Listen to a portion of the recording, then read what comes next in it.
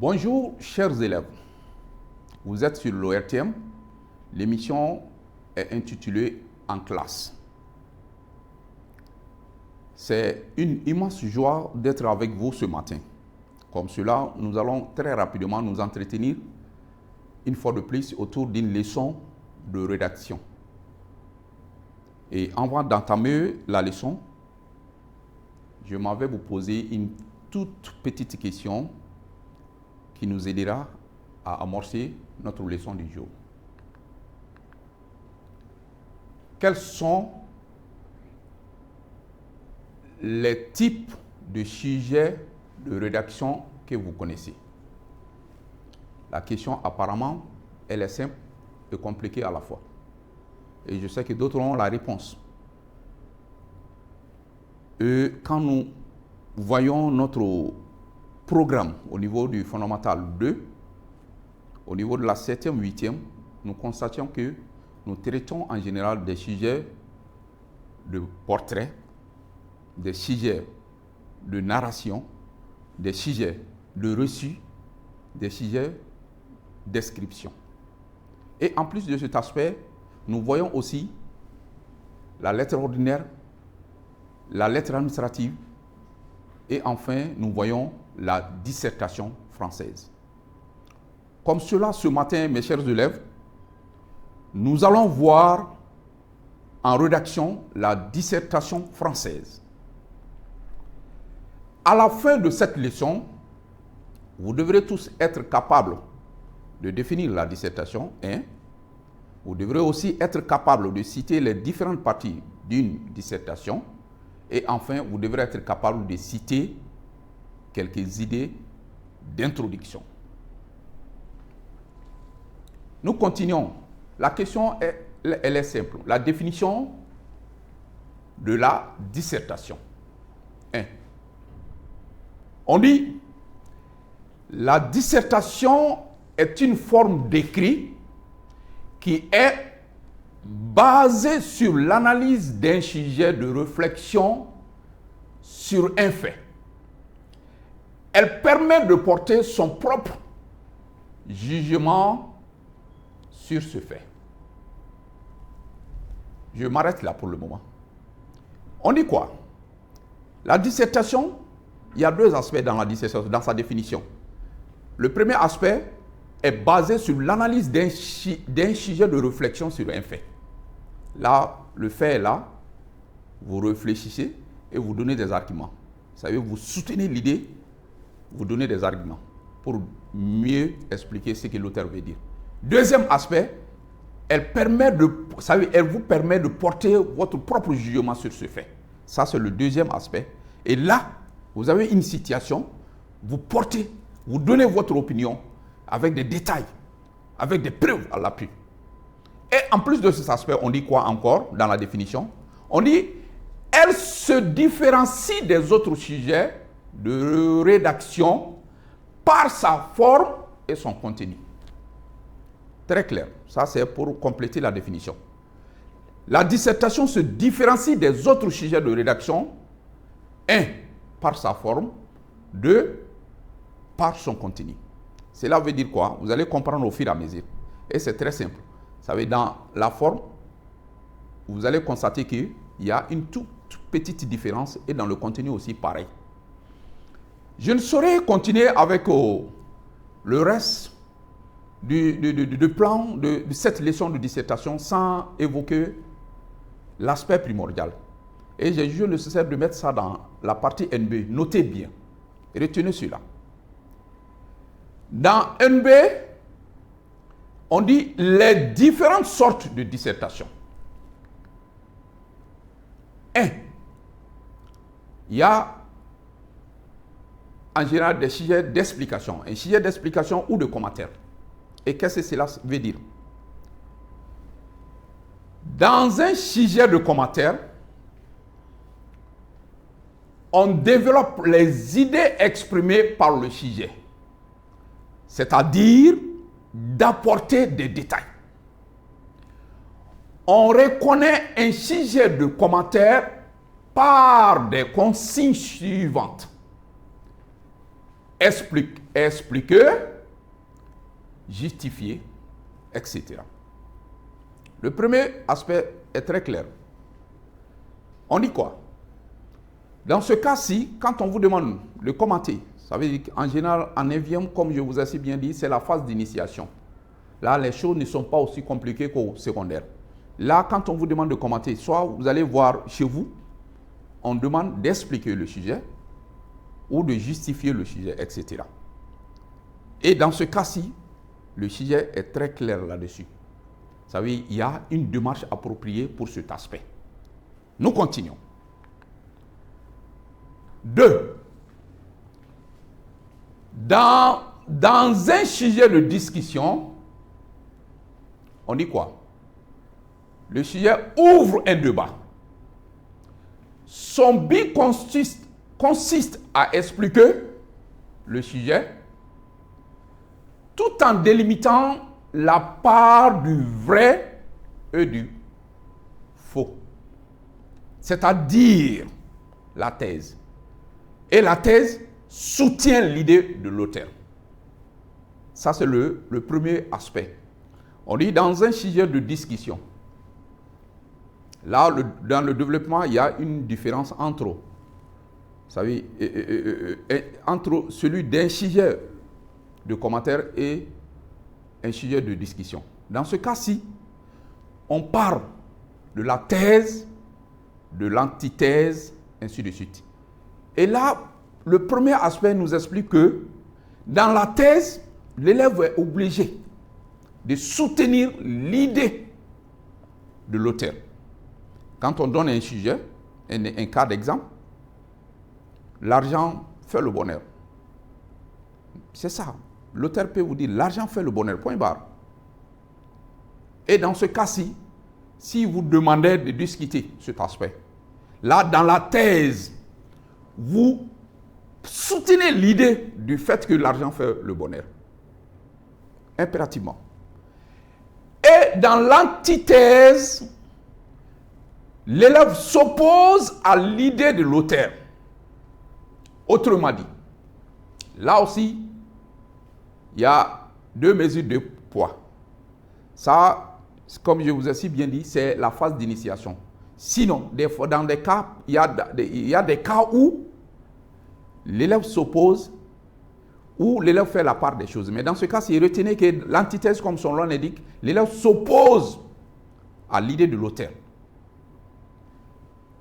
La synthèse, là, c'est la conclusion, le ramasser de la thèse et de l'antithèse. Je reviens. Dans l'antithèse, retenez que l'élève s'oppose à l'idée de l'auteur, et dans la synthèse, c'est de faire la part des deux. Vous savez, la part de la thèse et de l'antithèse. Et vous tirez une conclusion, ou bien vous tirez un ramassé de ces deux, de la thèse et de l'antithèse, et ce qui constitue, dans ce cas-ci, la thèse. Et n'oubliez pas, jusque-là, nous n'avons pas abordé la dissertation proprement dite. C'était des aspects que vous devrez, savez, c'est des aspects que vous devrez retenir, comprendre pour mieux vous situer dans la leçon. Grand 2. 1, c'était la définition. Grand 2. Les différentes parties d'une dissertation, là aussi c'est très clair. On dit, comme les autres sujets de rédaction, la dissertation aussi a 3 parties. Je dis bien 3 parties. La première partie, ça c'est l'introduction. Elle pose le problème ou l'introduit. Elle est la porte d'entrée dans le vif du sujet.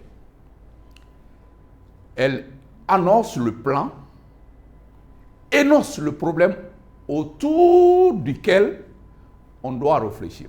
Je m'arrête là pour le moment. On dit quoi dans l'introduction? L'introduction n'est autre que la partie qui pose le problème. C'est dans l'introduction qu'on pose d'emblée le problème. En partant de l'idée générale, vous introduisez, vous posez le problème. Elle est aussi la porte d'entrée. Sans cet aspect, on ne saura traiter le développement. La porte d'entrée dans le vif du sujet, ça veut dire dans la réalité même du sujet. C'est dans le développement qu'on développe. C'est dans le développement qu'on explique, qu'on argumente. Et comme cela, vous êtes obligé de passer par cet aspect. Et en plus de cet aspect, on dit, c'est dans ça qu'on énonce, qu'on annonce le plan. Le plan de la rédaction est annoncé dès le moment où vous abordez l'introduction. C'est en partant de l'introduction que vous posez des questions pour descendre dans le développement. Et c'est en détaillant le développement que vous concluez. Vous savez, c'est dans la partie conclusion que vous faites une synthèse générale. Et vous voyez, le plan est annoncé dans ce cas-ci. Vous savez, l'introduction, elle énonce aussi le problème autour duquel on doit réfléchir. C'est dans cette partie que le problème est évoqué. C'est autour de ce problème qu'on réfléchit pour dégager des idées. Dans l'introduction, il y a un ensemble de questions qui auront leurs réponses dans le développement. Très clair. Dans l'introduction, il y a un ensemble de questions. Et c'est en partant des réponses de ces questions qu'on développe. Tous ces aspects sont organisés dans l'introduction. Nous continuons. Ça, c'était un. Deuxième partie. Là, on parle du développement. Développement, on dit quoi? On dit c'est le corps du devoir. C'est aussi la partie la plus détaillée du devoir. C'est dans le développement que l'élève répond aux questions posées dans l'introduction. Très clair aussi. Le développement, c'est le corps du devoir. C'est aussi la partie la plus détaillée du devoir. C'est dans le développement que l'élève répond aux questions posées dans l'introduction. Très clair. C'est dans ce développement qu'on détaille. Les questions posées sont détaillées, sont argumentées, sont approfondies avec des preuves à l'appui. C'est aussi, vous savez, dans ça qu'on sent réellement que le problème a été solutionné.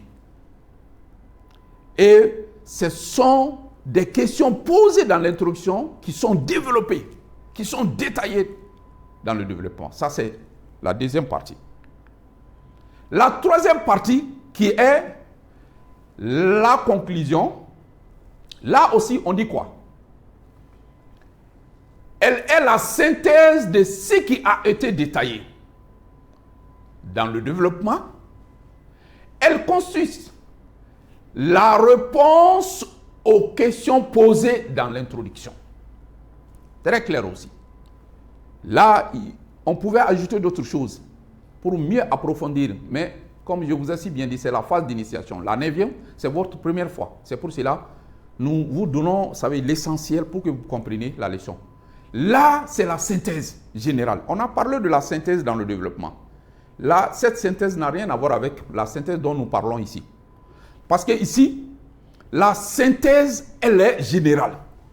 Ça veut vous donner une impression, vous savez, une idée générale, une conclusion, un ramassé général de tout ce qui a été dit dans le développement. C'est ça la synthèse.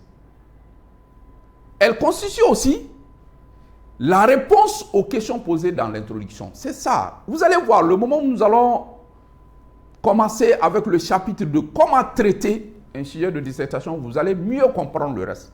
Pour le moment, nous allons procéder ainsi pour que vous vous retrouvez mieux dans la leçon. Nous continuons. Là, en grand 3, cette fois-ci, nous allons voir quelques idées d'introduction.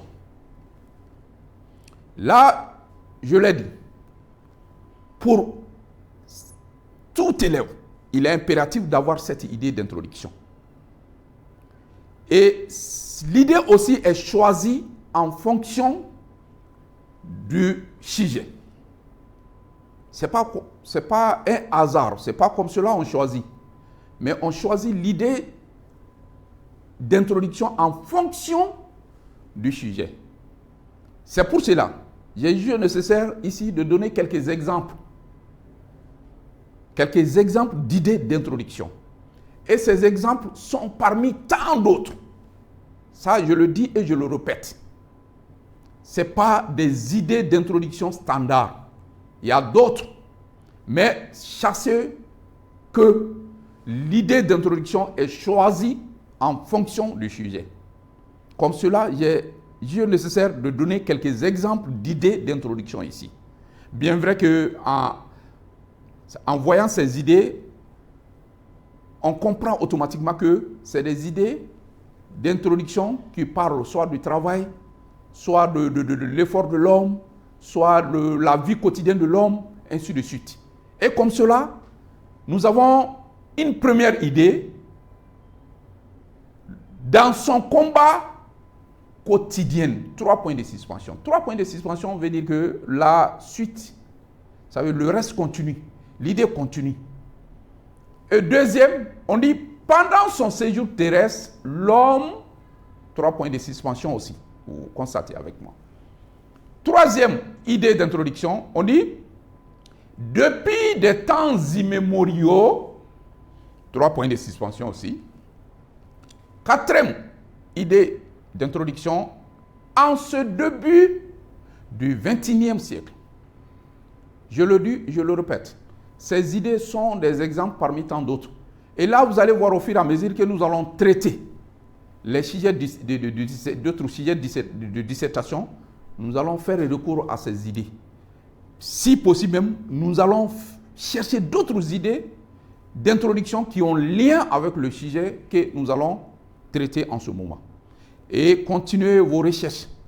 Je l'ai dit, il y a d'autres idées d'introduction qui vous aideront à mieux amorcer la leçon de dissertation, très précisément l'introduction. Mes chers élèves, ça a été un réel plaisir de passer ce temps avec vous. Et j'ose croire que le message a passé et que vous avez retenu l'essentiel. C'est ça l'objet de notre leçon intitulée « En classe ». Sans plus tarder, avant de vous laisser, je vais vous donner 2 petites questions sur lesquelles vous allez réfléchir à la maison. Et ces réponses vous aideront dans nos cours prochains à mieux vous retrouver, à mieux vous situer dans la dissertation. Comme cela, en évaluation, vous avez la question numéro 1. Définition de la dissertation. Cela sous-entend que vous devrez donner la définition de la dissertation. 2.